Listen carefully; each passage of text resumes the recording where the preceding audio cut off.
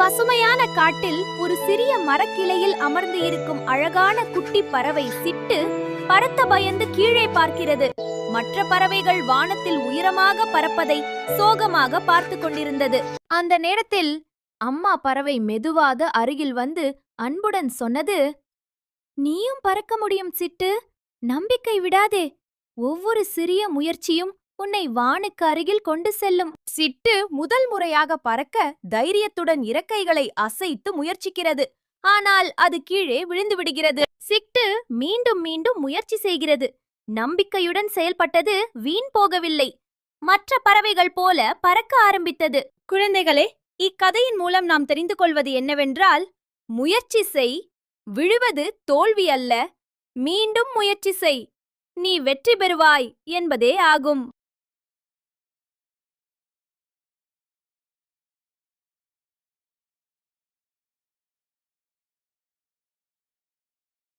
ஒரு அழகான காட்டில் ஒரு பெரிய யானை இருந்தது.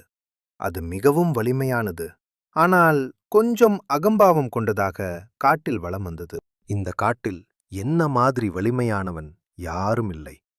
இந்த சிறியவர்களால் என்ன செய்துவிட முடியும் என்று யானை மற்ற சிறிய விலங்குகளை பார்த்து சிரித்தது. அதைக் கேட்ட சிறிய எலி ஒன்று அமைதியாக சிரித்து, ஒரு நாள் நான் உனக்கு உதவுவேன் என்று நினைத்தது.